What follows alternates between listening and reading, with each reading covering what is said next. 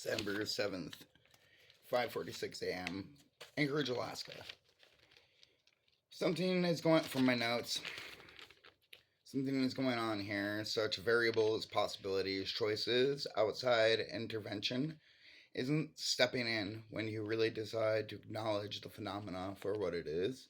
You can't say it's just chance or it just showed up. It's okay if you don't know what to say, but just because you're choosing to acknowledge something that's always been there doesn't mean it's just arrived.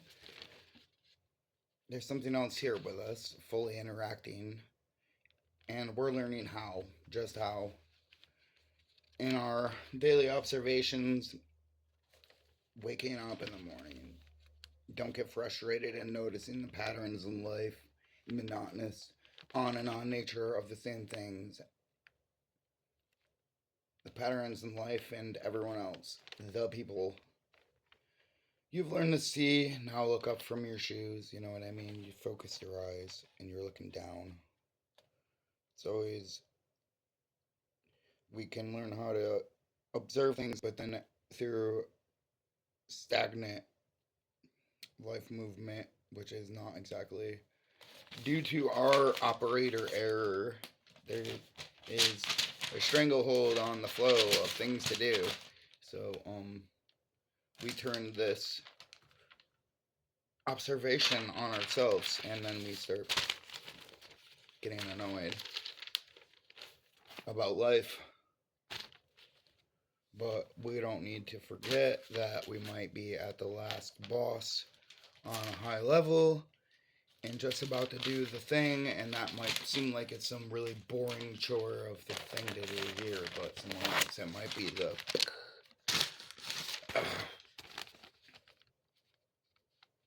there's nothing to acquire, nothing to claim, no title to claim. It's like a dream but more real. What does that mean? You can imagine what you want and hold on to it a little longer. What if what I want and imagine is me?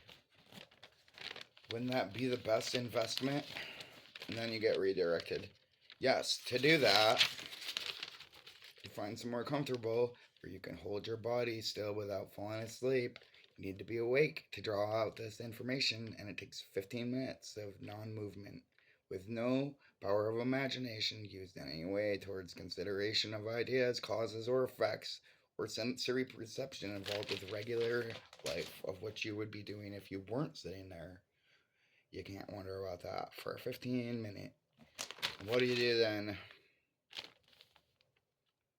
Okay.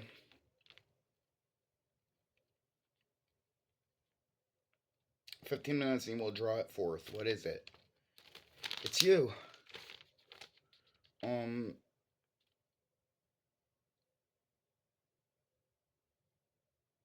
your frustrations come from improper use of attention. I seen the sign up in front of a school and it said choices matter, and I was like, ugh. But it's right, I suppose, right? What's the hesitation? What's the opposition when I see that? I go, ugh. I'm making the choices I want to make, I think. Lack of choices. That's what it's annoying. You go, oh, there's other things, but they're not. And then they, yes, that's what it is. I don't know, but part of me protested. Fuck. Part two, the work. That's you. Okay. Remember when they taught us in school that cooperating with those around you, communicating with your environment was cheating and strictly forbidden? It's just you alone by yourself. Remember that? And then I'm like in this apartment in the middle of a city, surrounded by people, and I wonder sometimes, can we just talk and just, you got butter, I got bread type of deal, like a cheating, you're a stranger. Okay, I don't know, guys. I don't know about that. It's usually the people that I know that fucking bug me out, and the strangers are just somebody on the way. Those are my favorite character. I know sometimes I'm somebody on the way for somebody. Oh my god, I'm a character on the way.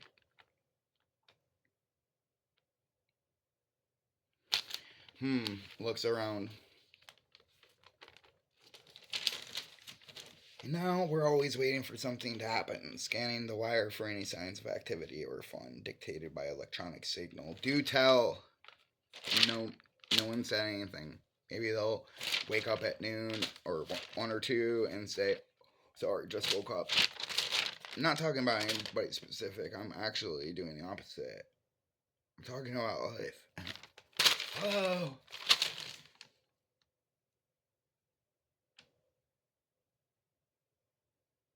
Hello? No, still nothing. Okay, just checking. Where do thoughts come from? We're still gonna put that out there. Where do they come from? There might be only one source for thoughts, and we're all trying to get them. Somebody might know the way to get the thoughts and become an inventor, or a poet, or a whatever, you know what I mean? Or maybe they've already got all the ideas on lockdown and they're just trying to assign positions to selected individuals. You know what I'm saying? Because when I look around, it seems pretty slim picking for ideas. You know what I mean? Oh, I got a piece of string and I got a sewing needle. You know what I mean? I got some duct tape and I got some chicken and some eggs. And I look out my window and I'm like, there's 5 people out there, and I walk by 3 of them and no one says shit, and it's all like a bunch. I wish I told them. I would have told him. And nothing burger. Nothing burger. I was hungry. It's a nothing burger. All that work for nothing, huh? No, it's not for nothing. And that's just not the way it is either. We're figuring out how to take a bite of some juicy life. Give me life. Okay, so wait a minute. No, okay, don't wait anymore. We're back. Feeling like we're waiting. Looks around. Do tell. Where do thoughts come from? Hypothetically, historically, most images I've seen were artistic renderings. Most cannibals are white, Caucasian skinned, and from Florida or the Congo. Maybe a few other places. Historic humans were larger in stature.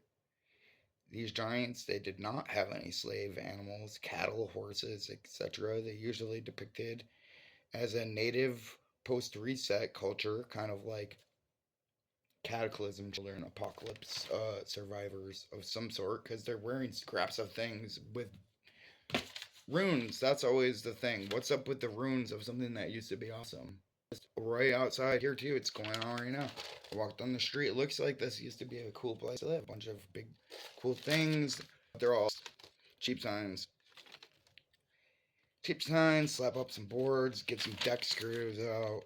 Slap up some boards over the windows. Anyways, hold on for a second. They're usually depicted as native post-reset culture, a mobile force operating mostly. If they're not depicted as a post-reset in some type of bewilderment state, they're depicted as operating together as some type of mobile force. Mostly forces, and I don't know if it's a military unit or a fishing boat or some carpoolers on their way to work, but they are some type of force because as they pass through, things are affected. They're influential with whatever they seem to be doing. It doesn't have to be violence, but in the way that we receive most all of history is through exchanges of violence. That's our history. This and who paid who. That's really what we get. So who paid who and who hurt who. These others, historic individuals, they seem to move through almost like natural type of means of movement. Beanstalks through our lore and legend. Floats, boats, portals. Historic old massive buildings. Something about big open spaces. Big, cold, grand, tall rooms. Cold stone. Seemingly impossible to heat with means that we know of. But my point is that most of the historic structures that we have interest in have such grand they've been repurposed and inherited, who knows, but they are just basically giant rooms, open spaces that are being utilized, or maybe they're just parts of a set. Maybe they're just parts of a computer circuit board, a certain shape that needs to be plugged into a certain spot for a sequence of things to go a certain way, a certain shape that helps, the wind blows and then you get a fence. Now the wind doesn't blow, you could stand on the fence. Maybe that's what some of these things are for in a bigger picture. You put this building here, and the thing that we don't know about operates around it differently and accordingly. You know what I mean? Something else, another intelligence, the bigger picture. What do we see? Most of these things, like I said before, is beyond perception anyway, so that's where we have to get somehow to be able to know anything wise about what we're seeking here. For those who know of the great trick and not Nilk, respects to you. Good eye, mate. Also known as the adversary or the others, the strangers, the dark city occupants. The spiritual adversary is a master of altering perception. That is why is our goal to go beyond perception. It's like this adversary will give us anything just to keep us going. Just slap up some cheap signs and sell something to somebody.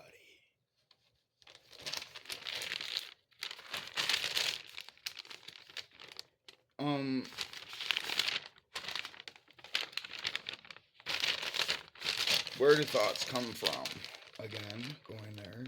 A lot of my thoughts seem like they are presented to me out of,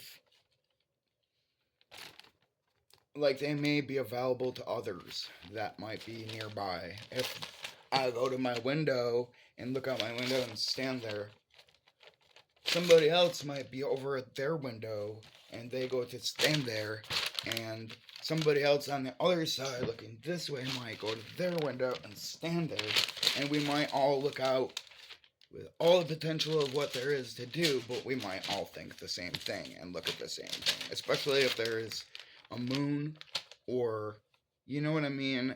It is true. It's elements of perception again.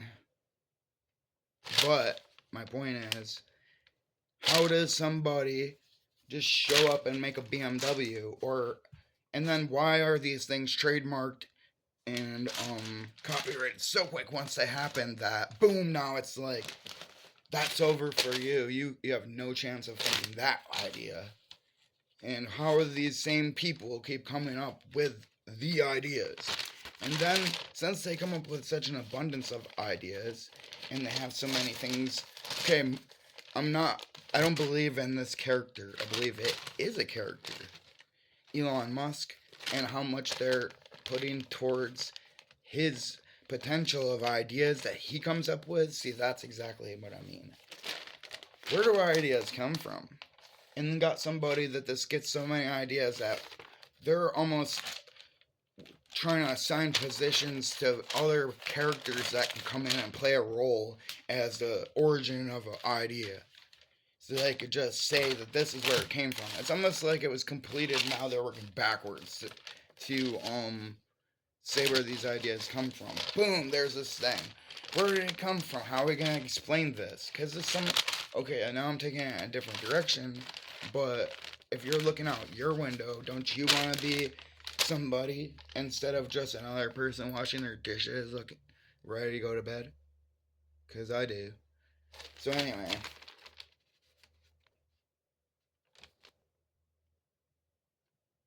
these ideas are presented to me out of, like, they might be available to other beings with skills of perception. I was thinking about that too. You know what I mean? Your friend says that. Hey, dude, we should blow the blah. I was thinking that too. That's proof of that. Where do ideas come from? I don't know, but there's not that many of them. They're seemingly limited. Another one is, I feel the same way as you. And, oh wow, that's funny. Now, this is a good one because humor inspires emotional reaction that subsides others. It's interesting. Humor is a great thing. That's why they call it the divine comedy. Do they call it that? Okay, anyways. Oh wow, that's funny. It's because it is funny and they know it too. They know it's funny too. Like, we just had that same idea and we both knew it was funny. Or maybe I had the idea, but you knew it too. And I brought it forward and presented it, and now it's hilarious. You know what I mean? That's how you harvest in on an idea and just present it up for what purposes can be utilized differently. Where do these ideas come from? And how do I get in on that? Because I believe I might have been fooled thinking that my thoughts were original to begin with. Okay, so moving onwards. This is a realm where I don't like the paradigm of Christianity or religion, period, really. So let's just take that into account first. And then we say this is a realm where heaven and hell come together. Opposing forces, many forces meeting on a plane.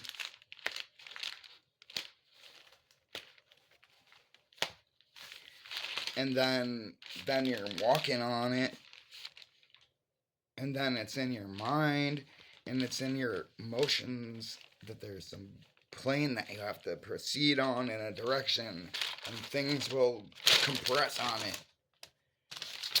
I don't know. But there, through effort, you can still it all and make it all go away. Where you can be in any situation, place, time, space, circumstance, and you can uncompress yourself and make it all go away. And go. But you have to have it, your inwards experience that you put effort into. And then there's an outward presentation. So you have to almost do two things at once, pretty much, right? Because if you have that stillness within, say everything's fine, but you open your eyes and you're in the middle of chaos, you're like, it's not fine, but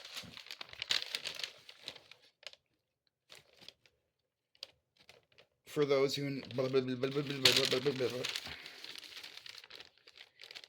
just because the lack of opportunities and desolate expanse of consumerism and days and nights of boredom.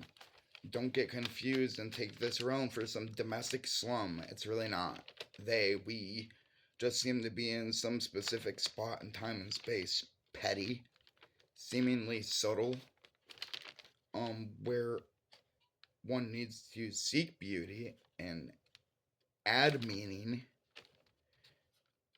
It must mean that perception is shrouded. I'm not sure. They say the happiness is found in the little moment and all that crap. Like, think about it, man.